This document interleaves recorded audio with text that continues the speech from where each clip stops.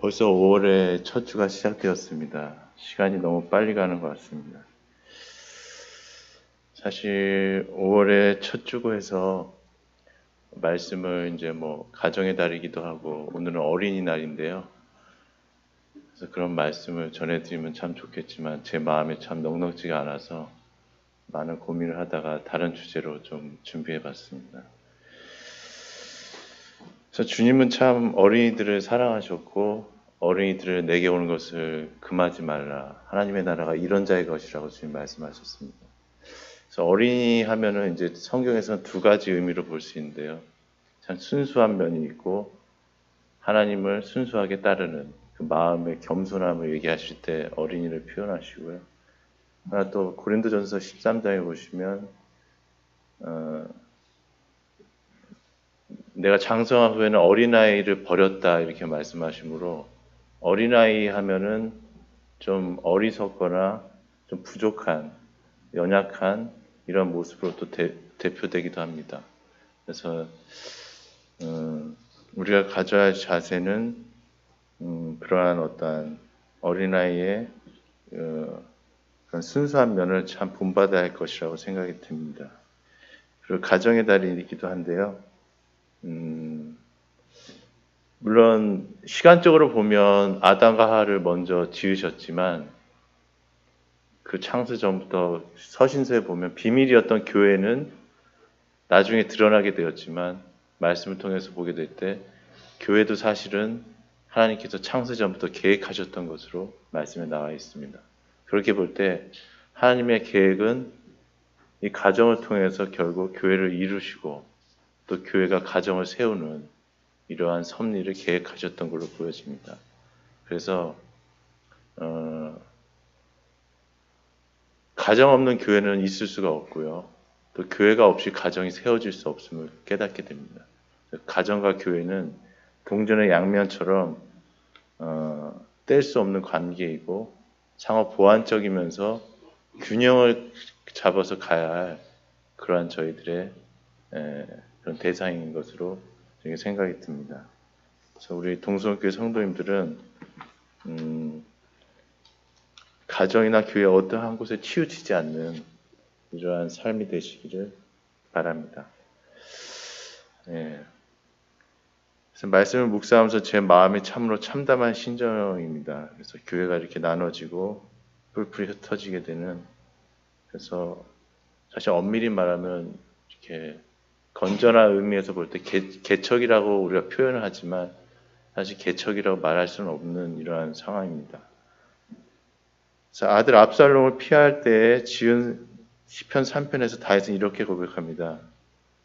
오늘 말씀의 주제는 구원은 여호와께로라는 주제로 이렇게 말씀드리겠습니다. 그래서 시편 3편 8절에 구원은 여호와께 있사오니 이렇게 다윗은 고백하고요. 요나 선지자가 큰 물고기 뱃속에 있을 때에 또 구원은 여호와께 속하였나이다 이렇게 고백을 합니다. 그래서 잠시 제 얘기를 하면 제가 중학교 1학년쯤이었을 것으로 기억하는데요. 제가 섬기던 모임이 있었는데 부모님을 따라 새로운 개척 모임으로 나가게 되었습니다. 저는 그 당시에 잘 교회를 섬기고 있었지만 다른 교회에 가야 된다는 부모님의 권유를 받고 이렇게 영문도 모른 채 잘 섬기던 교회를 떠나게 된다는 게 이상하게 느껴지기도 했습니다. 나중에 알게 된 것은 정확한 이유는 알 수 없지만 서로 안 좋게 헤어졌다는 얘기를 들었습니다. 그래서 제가 그때부터 그런 경험을 하기 시작했고요. 그래서 교회는 임시 건물에서 섬기다가 상가 건물을 얻어서 이사를 하게 되었고 또 몇 년 후에 제가 좀 시간이 흐르고 몇 년 후에 또 몇몇 가정이 또 개척을 한다는 얘기를 듣게 됐습니다. 그래서 지나고 또 들었지만 그때도 보이지 않게 어떤 성도들의 갈등이 있었던 것으로 알고 있습니다. 그리고 한참 시간이 흐른 뒤에 동성교회에 이제 오게 되었는데요. 또 몇 년 후에 또다시 성도들이 흩어지는 이러한 일을 또 경험하게 되었고, 그래서 그 박만근 형제님이 동선에 오셨을 때 우리 모임은 다른 교단에서 볼 때 특징이 분열하는 교회라고 한 말이 생각이 납니다. 저도 참 동감을 합니다. 저도 지금까지 모임 생활하면서 정말 건전하게 개척하는 모습을 제대로 본 적이 없습니다. 그건 단 한 번도 그런 적이 없었어요. 저 너무 안타까운 현실입니다. 마태복음에 보면 두세 사람이 내 이름으로 모인 곳에 나도 그들 중에 있느니라 이렇게 말씀하심으로써 주님은 다 알고 계시고 보고 계십니다. 예. 그래서 계시록에 보면은 에베소 교회 사제에게 편지하라. 오른손에 있는 7별을 붙잡고 7금 촛대 사이를 거니시는 이가 이르시되 7금 촛대 사이를 거니시는 이가 이르시되 거니신다고 표현하고 있습니다. 그러니까 주님께서는 촛대는 교회인데요. 촛대 사이를 거닌다고 말씀하고 계십니다. 그래서 주님은 교회의 모든 처지와 형편을 아시고 어떤 신앙과 믿음을 행하고 계신지 다 알고 계십니다. 그래서 이스라엘의 가장 암흑기가 언제였을까요? 예, 성도님들도 다 생각하시겠지만 아무래도 다른 나라의 포로로 잡혀간 때일 것입니다. 예, 우리 교회도 현재 어려운 시기라는 생각이 듭니다. 그래서 오늘 본문 말씀, 저 오늘 말씀은 위로와 좀 책망이 있을 수가 있는데요. 에스겔서 37장 같이 보시겠습니다.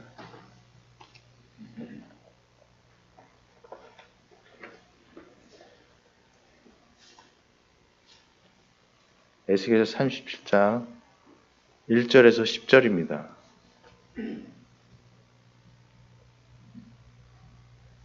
10절. 교독학에서 제가 1절 읽고 성도님들이 2절 읽겠습니다. 여호와께서 권능으로 내게 임하시고 그의 영으로 나를 데리고 가서 골짜기 가운데 두셨는데 거기 뼈가 가득하더라.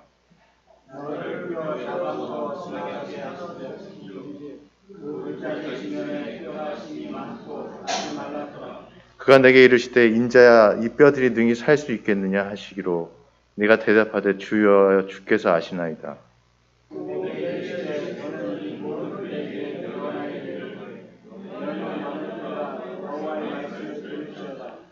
주 여호와께서 이 뼈들에게 이같이 말씀하시기를 내가 생기를 너에게 들어가게 하리니 너희가 살아나리라.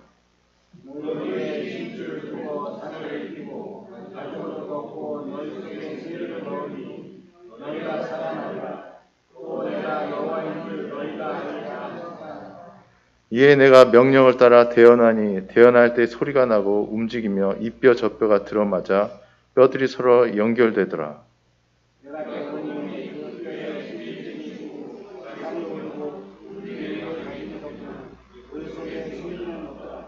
또 내게 이르시되 인자야 너는 생기를 향하여 대언하라.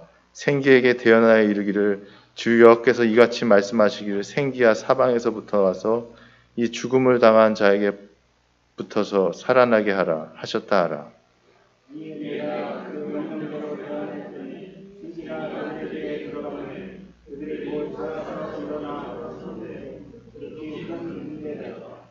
예.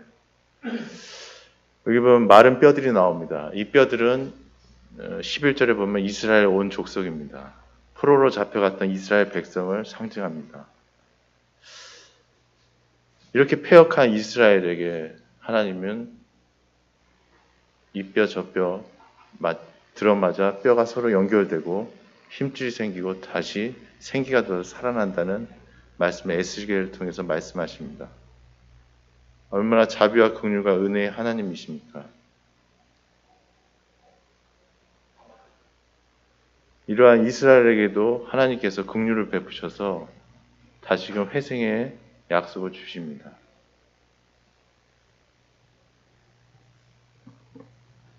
우리 동성교회도 참 어려운 시기이지만 이 말씀을 붙드셨으면 좋겠습니다. 그래서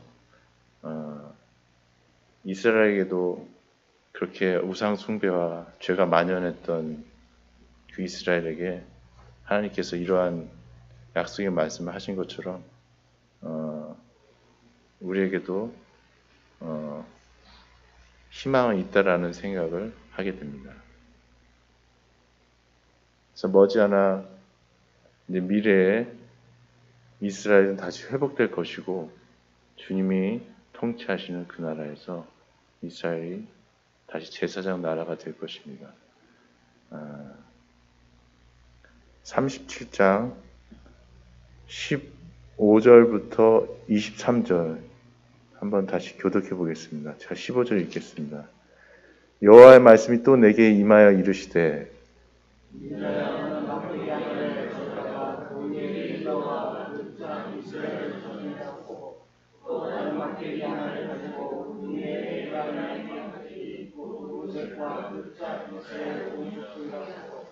그 막대기들을 서로 합하여 하나가 되게 하라. 내 손에서 둘이 하나가 되리라.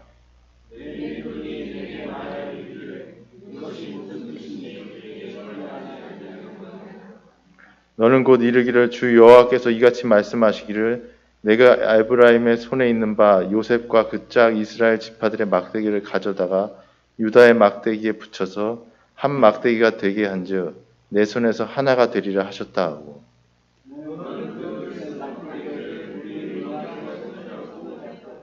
그들에게 이르기를 주 여호와께서 이같이 말씀하시기를 내가 이스라엘 자손을 잡혀간 여러 나라에서 인도하며 그 사방에서 모아서 그 고국 땅으로 돌아가게 하고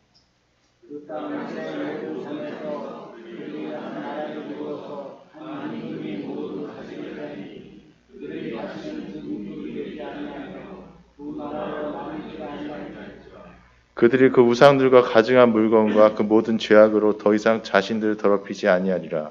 내가 그들을 그 범죄한 모든 처소에서 구원하여 정결하게 한즉 그들은 내 백성이 되고 나는 그들의 하나님이 되리라.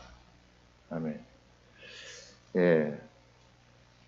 이스라엘에 이렇게 두 나라로 나눠지는 이러한 역사가 있습니다. 그래서 이스라엘은 10지파, 유다는 2지파로 이렇게 나눠지는 그러한 결과를 초래하게 되는데요. 그렇지만 하나님께서는 이러한 나눠졌던 이스라엘도 이제 먼 미래에 다시 주님께서 한 나라가 된다고 약속하셨습니다. 그렇습니다. 우리 동성교회도 참 많이 나눠졌는데요. 하지만 교회는 반드시 승리하게 될 것이고 우리가 어린 양의 혼인잔치 때 하나가 되어서 온 교회 성도들이 다시 만날 것입니다.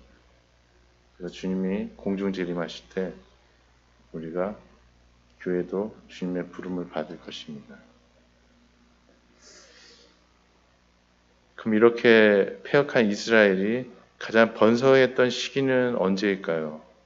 한번 생각해 보시면 저 열왕기상을 요즘 큐티하고 있는데 아마 솔로몬 시대일 것입니다. 그래서 열왕기상 10장에 보시면 그때 어떠한 상황이었냐? 솔로몬 왕이 마시는 그릇은 다 금그릇이었고 궁의 그릇들도 다 정금이라 은 기물이 없으니 솔로몬 시대 은을 귀히 여기지 아니함은 그래서 은을 귀히 여기지 않을 정도로 솔로몬 시대에는 참 번성했습니다. 솔로몬 왕의 재산과 지혜가 세상의 그 어느 왕보다 큰지라 온 세상 사람들이 다 하나님께서 솔로몬의 마음에 주신 지혜를 들으며 그의 얼굴을 보기 원하며 그들이 각기 예물을 가지고 왔으니 곧 은 그릇과 금 그릇과 의복과 갑옷과 향품과 말과 노새라 해마다 그리하였더라.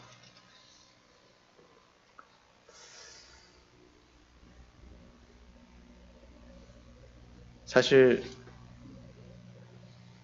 솔로몬이 성전을 짓게 되었지만 그 발단은 거슬러 올라가게 되면 사무엘하 7장에 보게 되면 나단 선지자와 다윗이 이제 대화를 나누게 되는데 그때 여호와께서 친히 말씀하셔서 다윗이 하나님에게는 휘장 가운데 있도다. 나는 백향목 궁에 살지만 하나님의 계는 휘장 가운데 있다. 이렇게 고백하면서 성전을 지으려는 그런 마음을 갖게 됩니다. 근데 하나님께서 이렇게 대답하십니다. 내가 나를 위하여 내가 살 집을 건축하겠느냐? 내가 이스라엘 자손을 애굽에서 인도하여 내던 날부터 오늘까지 집에 살지 아니하고 장막과 성막 안에서 다녔나니 내가 말하기를 너희가 어찌하여 나를 위하여 백향목 집을 건축하지 아니하였느냐고 말하였느냐. 그러니까 주님은 한 번도 성전을 지으라고 말씀하신 적이 없습니다. 다윗의 마음속에서 그런 마음이 일어났던 것이죠. 그래서 하나님은 항상 장막과 성막 안에 다녔다고 이렇게 말씀하십니다. 그러나 그 마음을 좋게 여기셔서 다윗이 아닌 솔로몬의 때에 그 성전을 짓게 되는데요. 솔로몬은 이렇게 부하게 강건한 나라가 된 이유는 처음에는 열왕기서 3장에 보면 종은 작은 아이라 추일팔 줄을 알지 못하고 이런 고백을 했습니다. 사울도 그런 고백을 했었죠. 그래서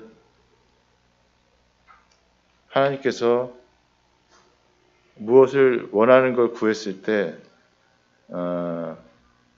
솔로몬이 듣는 마음을 종에게 주사 주의 백성을 재판할 선악을 분별하게 하옵소서. 그래서 솔로몬이 이것을 구하며 그 말씀이 주의 마음에 든지라. 그래서 이에 하나님이 그에게 이르시되 내가 이것을 구하도다. 자기를 위하여 장수를 하기를 구하지 아니하며 부도 구하지 아니하며 자기 원수의 생명을 멸하기도 구하지 아니하고 오직 송사를 듣고 분별하는 지혜를 구하였으니. 그래서 솔로몬은 듣는 마음을 하나님께 구했습니다. 그래서 백성들의 그 마음을 듣고 분별하는 이러한 마음을 구했던 것이죠. 그래서 하나님이 그것을 지혜라고 표현을 하셨습니다. 그때 내가 구하지 아니한 부와 영광도 내게 준다라고 이렇게 약속하셨습니다. 그래서 사실 이 말씀대로 실현이 됐죠. 사실 다윗과 솔로몬의 통일 왕국 시대는 앞으로 도래야 천년 왕국의 태평성도 예표를 할 수 있을 것입니다. 이렇게 부강한 나라가 됐던 솔로몬이죠. 그 성전도 지었고. 근데 솔로몬은 하나님의 이러한 신뢰를 저버리게 됩니다. 그래서 열왕기 사항에 보면 솔로몬 왕이 바로의 딸 외에 이방의 많은 여인을 사랑하였으니 그 모압과 암몬과 에돔과 시돈과 헷 여인이라. 여호와께서 일찍이 이 여러 백성에 대하여 이스라엘 자손에게 말씀하시기를 너희는 그들과 서로 통혼하지 말며 그들도 너희와 서로 통혼하지 말라. 그들이 반드시 너희의 마음을 돌려 그들의 신들을 따르게 하리라 하였으나 솔로몬이 그들을 사랑하였더라. 솔로몬의 나이가 많을 때 그의 여인들이 그의 마음을 돌려 다른 신들을 따르게 하였으므로 왕의 마음이 그의 아버지 다윗의 마음과 같지 아니하여 그의 하나님 여호와 앞에 온전하지 못하였으니 이는 시돈 사람의 여신 아스타롯을 따르고 암몬 사람의 가증한 밀곰을 따름이라. 솔로몬이 여호와의 눈앞에서 악을 행하여 그의 아버지 다윗이 여호와를 온전히 따른 같이 따르지 아니하고 모압에 가증한 그모스를 위하여 예루살렘 앞 산에 산당을 지었고 또 암몬 자손의 가증한 목록을 위하여 그와 같이 하였으며 그가 또 그의 이방 여인들을 위하여 다 그와 같이 한지라. 그들이 자기의 신들을 분양하며 제사하였더라. 그래서 9절에 보면 솔로몬이 마음을 돌려 이스라엘의 하나님 여호와를 떠남으로 여호와께서 그에게 진노하시니라. 여호와께서 일찍이 2번이나 그에게 나타나시고 이 일에 대하여 명령해서 다른 신을 따르지 말라 하였으나 그가 여호와의 명령을 지키지 않았으므로. 참 솔로몬이 처음엔 겸손했죠. 그런데 하나님 부와 영광도 주시고 모든 것을 다 주셨을 때 그는 이 말씀처럼 하나님을 여호와를 떠났다고 표현하고 있습니다. 그래서 이런 말씀을 보게 될 때 신앙이라는 것은 언제나 현재라고 생각이 듭니다. 그래서 이런 말도 많이 쓰죠. 왕년에 내가 어땠다 이런 표현을 많이 하는데요. 내가 왕년에는 뭐였고 뭐를 했고 이런 표현은 우리 신앙에는 걸맞지 않는 것 같습니다. 우리의 신앙은 늘 현재라는 생각이 듭니다. 그래서 히브리서 3장 13절에 오직 오늘이라 일컫는 동안에 매일 피차 권면하여 너희 중에 누구든지 죄의 유혹으로 완고하게 되지 않도록 하라. 고린도전서 10장에 그런즉 선줄로 생각하는 자는 넘어질까 조심하라. 전도서 7장에 일의 끝이 시작보다 낫고 참는 마음이 교만한 마음보다 나오니.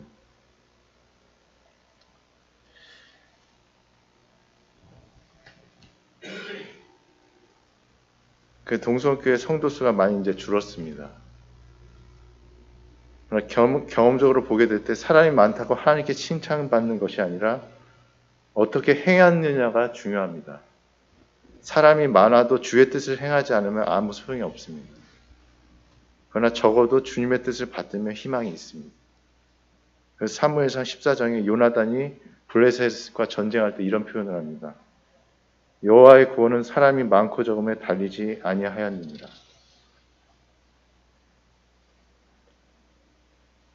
그래서 소돔과 고모라를 여호와께서 멸망하시려고 하실 때 아브라함이 이렇게 말씀하시죠. 의인 50의인을 위하여 용서하지 아니하시리까.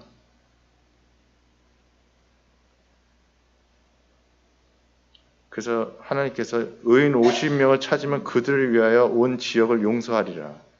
그러니까 아브라함이 또 45명을 찾으면 멸하시지 하시리까 이렇게 또 물으니까 하나님께서 45명을 찾으면 멸하지 아니하리라 이렇게 대답하십니다. 아브라함이 또 40명을 찾으시면 어찌하리라 하시나이까 했을 때 40명으로 말미암아 멸하지 아니하리라. 또 아브라함이 30명, 20명, 10명 이렇게 말씀하실 때 하나님은 10명으로 말미암아 멸하지 아니하리라 이렇게 말씀하십니다. 그래서 의인의 많고 적음이 아니라 정말 하나님의 뜻을 순종하는 그 사람이 있는가 우리는 생각해 봐야 할 것입니다. 그래서 동성교회는 기로에 서 있다고 생각합니다. 자신을 돌아보고 하나님의 말씀에 초점을 맞추면 살 것이고 계속해서 자기 주장과 고집을 내세우면 안 될 것입니다. 저는 동성교회가 살기를 한 단어로 표현하자면 화목이라는 키워드라는 생각이 듭니다. 이제는 성도들 간에 서로 화목해야 할 때입니다. 그래서 화목에는 그 어떤 것도 차단해야 할 것입니다. 그래서 아까 에스겔서 37장 말씀처럼 마른 뼈들이 살아나는 것처럼 회복되느냐 아니면 상급을 잃게 되느냐의 문제입니다. 그렇게 패역한 이스라엘도 하나님의 긍휼을 베푸시는데 하물며 우리에게도 은혜를 베푸시지 않겠습니까?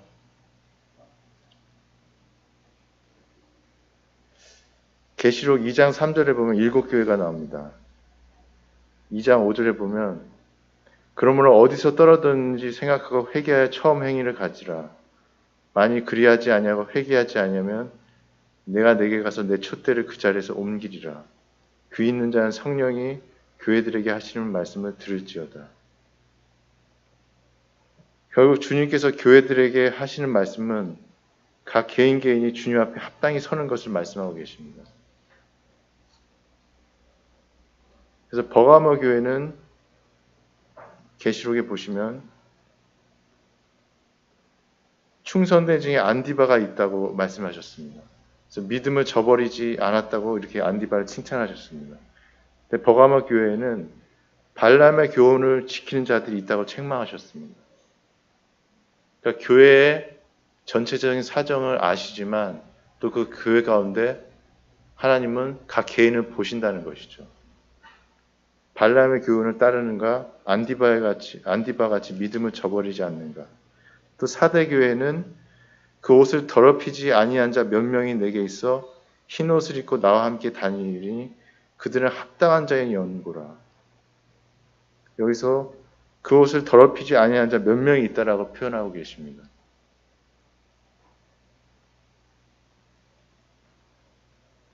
같은 교회 안에 있어도 평가가 다를 수 있다는 얘기입니다. 그 교회는 거듭난 한 사람 한 사람이 모여서 교회를 이루는 것입니다.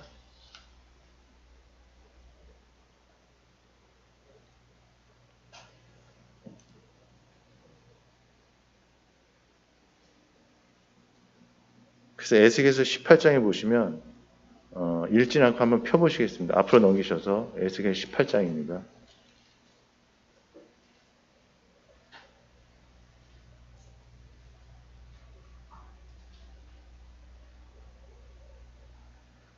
그래서 이스라엘에 이런 속담이 있었다고 합니다. 아버지가 신포도주를 먹었으므로 그의 아들의 이가 시다라고 시다. 이스라엘 속담에 이런 속담이 있었다고 합니다. 근데 하나님께서는 이 속담이 맞을까요? 틀릴까요? 18장 3절에 보시면 다시는 이 속담을 쓰지 못하게 되리라 이렇게 말씀하십니다. 그래서 아버지가 신포도주를 먹었는데 그의 아들의 이가 실 수가 없는데 이런 속담이 있다는 것입니다. 그래서 18장에 보시면 그 아버지가 하나님 앞에 의롭게 행했습니다. 근데 그 아버지가 아들을 낳았는데 그 아들은 하나님 앞에서 범죄하고 의롭지 못하게 행했습니다. 그러나 그 아버지로 인해서 그 아들이 사는 것이 아니라 그 아들은 그 스스로의 범죄함으로 인해서 죽게 된다고 말씀하십니다. 근데 또 그 범죄한 자에게 또 아들이 낳았는데 그 아들은 또 의롭게 행했고 하나님 앞에서 범죄하지 않았습니다. 그러면 그 아들은 그 아버지의 죄로 인해서 죽게 되는 것이 아니라 자기의 의로움으로 해서 산다고 말씀하시고 계십니다. 그래서 에스겔 18장의 말씀을 통해서 볼 때 19장 19절 20절에 보면 너희는 이르기를 아들이 어찌 아버지의 죄를 담당하지 아니하겠느냐 하는도다. 근데 20절에 아들은 아버지의 죄를 담당하지 아니할 것이요 아버지는 아들의 죄악을 담당하지 아니하리니 의인의 공의도 자기에게로 돌아가고 악인의 악도 자기에게로 돌아가리라. 그래서 만일 의인이 그 공의에서 떠나 죄악을 행하고 그런 말미암아 죽으면 그 행한 죄악으로 말미암아 죽는 것이요 만일 악인이 그 행한 악을 떠나 정의와 공의를 행하면 그 영혼을 보존하리라. 그가 스스로 헤아리고 그 행한 모든 죄악에서 돌이켜 떠났으니 반드시 살고 죽지 아니하리라. 그래서 30절에 보면 내가 너희 각 사람이 행한 대로 심판할지라 이렇게 말씀하고 계십니다. 그래서 하나님은 각 개인의 행한 대로 판단하실 것입니다. 그 누구를 원망할 필요도 없습니다. 하나님 앞에서 나와 관계가 정말 중요합니다. 32절에 주 여호와의 말씀이니라 죽을 자가 죽는 것도 내가 기뻐하지 아니하노니 너는 스스로 돌이키고 살지니라. 예. 마땅히 죽어야 할 자가 죽는 것을 하나님은 기뻐하지 않는다고 말씀하십니다. 그래서 우리는 흔히 그래 저 사람은 잘 됐어. 저렇게 되는 게 마땅해. 이런 생각을 품을 수가 있는데요. 결코 그런 생각은 합당하지 않습니다. 우리가 하나님 자리에 서서 누구를 판단하거나 그러한 잘못된 것에 대해서 기뻐하거나 이렇게 되면 하나님이 뜻이 아닌 것을 보게 됩니다.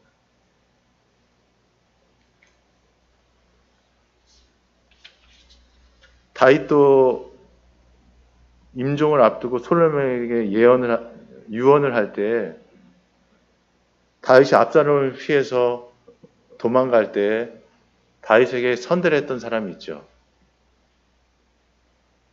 음식을 대접하고 선대를 했던 바르실레가 있습니다. 바르실레가 있고 또 악담을 했던 사람이 있죠. 누구죠? 네, 시므이가 있습니다. 그때 시므이에게 다윗은 어떠한 좋지도 않아 관대함을 표현했습니다. 근데 그것을 열왕기상 2장에 보면 다윗이 그것을 마음에 두고 있었죠. 그래서 솔로몬에게 유언하기를 바르실레의 아들들에게는 은총을 베풀어라 이렇게 말씀하십니다. 그러나 시므이에 대해서는 무죄한 자로 여기지 말라고 솔로몬에게 유언을 합니다. 다윗이 관대하게 대했지만 그 죄에 대해서는 결코 마음속에 묵과하지 않았다는 것이죠. 그래서 이러한 시므이에 대한 평가와 바르실레에 대한 하며 한 나라의 왕이었던 다윗도 이러한 평가를 내립니다. 근데 만주에 주시고 모든 것을 아시는 주님께서 우리를 평가하고 보지 않으시겠습니까? 다시 계시록 와서 서문학교에는 내가 내 환난과 궁핍을 알거니와 실상은 내가 부유한 자니라. 서문학교는 책망을 받지 않은 교회입니다. 이것 교회 중에. 근데 라오디아 교회는 칭찬을 받지 않고 책망만 받은 교회인데요. 근데 라오디아 교회와 서문학 교회에 반대되는 평가를 내리십니다. 서문학 교회는 부유한 자라고 평가를 하시고 라오디아 교회는 내가 말하기를 나는 부자라 부유하여 부족한 것이 없다 하나 내 곤고한 것과 가련한 것과 가난한 것과 눈먼 것과 벌거벗은 것을 알지 못하는도다.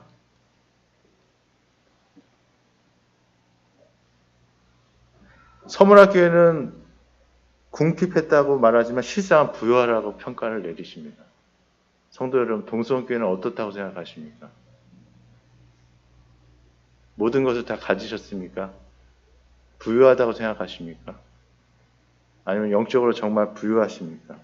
아니면 라오디아 교회처럼 부족한 것이 없다고 하나 정말 가련하고 벌거벗고 가난하십니까? 하나님의 평가는 반드시 있을 것입니다.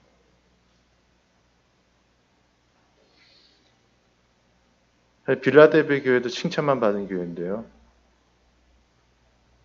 내가 작은 능력을 가지고도 내 말을 지키며 내 이름을 배반하지 아니하였도다.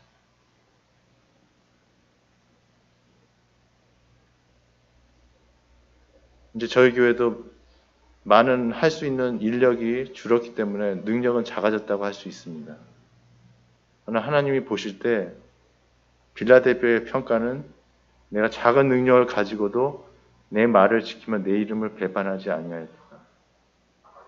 중요한 것은 우리가 어떠한 큰 일을 하고 작은 일을 하는 게 아니라 하나님의 말씀에 얼만큼 순종하고 그분을 경외하며 따르는가에 달려 있습니다. 결코 사람의 많고 적음에 있지 않다라는 것이죠.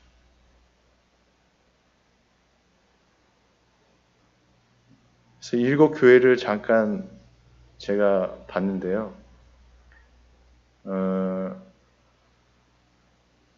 칭찬만 받은 서머나 교회와 빌라델비아 교회 모든 나머지 5 교회는 공통적으로 들어가는 말이 있습니다. 바로 회개라는 단어입니다. 하나님께서 에베소 교회는 회개하여 처음 행위를 가지라. 버가모 교회는 그러므로 회개하라.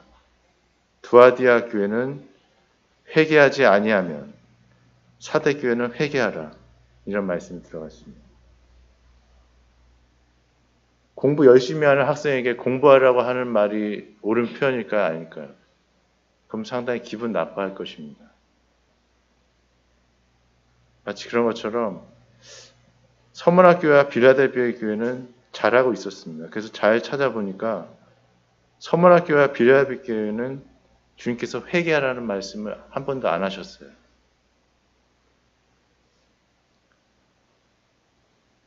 칭찬만 받았고 책망도 받지 않았습니다.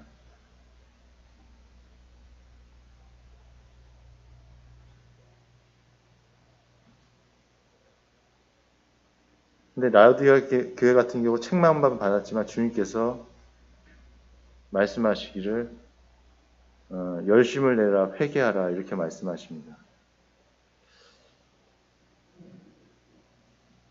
회개하라는 것은 아직 기회가 있다는 것이니 얼마나 감사합니까?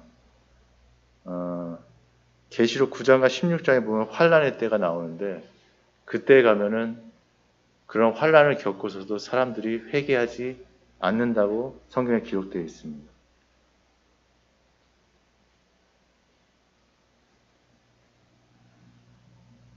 교회는 음부의 권세가 이기지 못합니다. 교회는 반드시 승리하게 될 것입니다. 그러나 공평하게 누구에나 딱 한 번만 주어지는 이 땅의 삶은 각자가 어떻게 행하느냐에 따라 상급이 주어질 것입니다.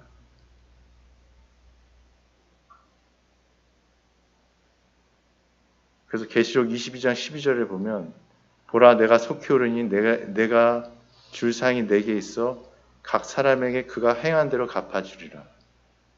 계시록 22장 12절에도 각 사람에게라는 표현이 나옵니다. 반드시 각 사람에게 상급이 있을 것입니다. 우리를 자녀 삼으셨다는 것은 얼마나 큰 은혜입니까? 자녀의 신분이라는 것은 징계는 있어도 심판은 없다라는 것입니다. 우리의 행위에 상관없이 하나님의 약속을 신실하게 이행한다는 뜻입니다.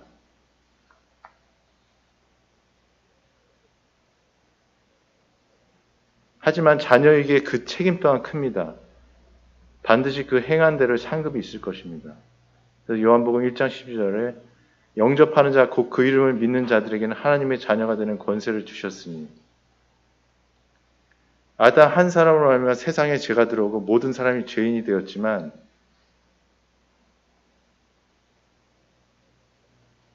하나님의 은혜는 예수 그리스도를 믿는 사람은 그것과 상관없이 구원을 받는 놀라운 길을 여셨습니다.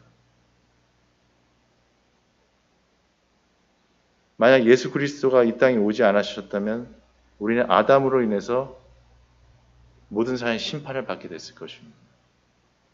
그럼 우리는 하나님 앞에 우리 편에서는 왜 아담의 죄로 인해서 우리가 심판을 받아야 하는가 그런 원망을 할 수도 있겠지만 이제는 예수 그리스도가 나타나심으로써 이제 믿음의 길을 여셨기 때문에 이제 누구도 그러한 핑계를 댈 수 없습니다. 동성교도 한 사람 한 사람 각자가 변해든다면 이 교회는 희망이 있습니다. 왜죠? 오늘 주제의 말씀의 주제처럼 구원은 여호와께 속하였기 때문입니다. 마른 뼈가 살아나듯 불가능해 보일 때가 가장 희망의 때이기 때문입니다. 혹자는 이렇게 말했습니다. 진짜 실패는 실패의 경험 자체가 아니라 그것을 통해 어떤 깨달음도 얻지 못하는 것이다. 이렇게 말했습니다.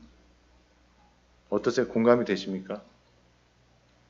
다시 한번 말씀드릴게요. 진짜 실패는 실패의 경험 자체가 아니라 그것을 통해 어떤 깨달음도 얻지 못하는 것이다. 이렇게 말했습니다. 저는 이 말에 참 공감이 되더라고요. 성경의 주제는 아주 명확합니다. 하나님 보실 때는 성경의 주제는 예수 그리스도십니다. 인간 편에 볼 때 성경의 주제는 한 단어로 표현하면 겸손입니다. 바로 코람데오 정신입니다. 하나님 앞에서 어떤 자세를 갖느냐 하는 것입니다. 창세기부터 계시록까지 아담 이후로부터 말세에 이르기까지 인간과 하나님의 관계가 어떠하냐가 가장 중요하다는 문제입니다. 그래서 아담으로부터 모든 사람이 하나님의 관계, 그분의 말씀에 순종했을 때 어떠한 복을 누렸지만 그분을 떠나고 그분의 신의를 저버렸을 때는 반드시 심판과 징계가 있었습니다. 그래서 우리는 바로 겸손하게 하나님 앞에서 행해야 한다는 것을 성경은 말하고 있습니다.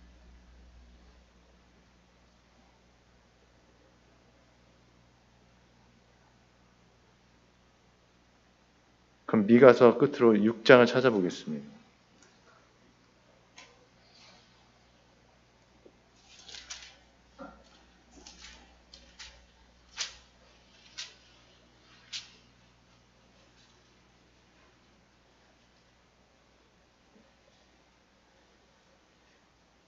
육 장 6절부터 8절입니다. 같이 한 목소리 읽겠습니다. 시작. 내가 무엇을 가지고 여호와 앞에 나아가며 높으신 하나님께 경배할까? 내가 번제물로 일련된 송아지를 가지고 그 앞에 나아갈까? 여호와께서 천천의 순양이나 만만의 강물 같은 기름을 기뻐하실까? 내 허물을 위하여 내 맏아들을 내 영혼의 죄로 말미암아 내 몸에 열매를 드릴까? 사람아 주께서 선한 것이 무엇임을 내게 보이셨나니 여호와께서 내게 구하는 것은 오직 정의를 행하며 인자를 사랑하며 겸손하게 내 하나님과 함께 행하는 것이 아니냐. 예. 겸손하게 내 하나님과 함께 행하는 것이 아닙니다. 앞으로 큰 복을 누리는 동성교회가 되길 주님의 이름으로 축원합니다. 기도하고 마치겠습니다.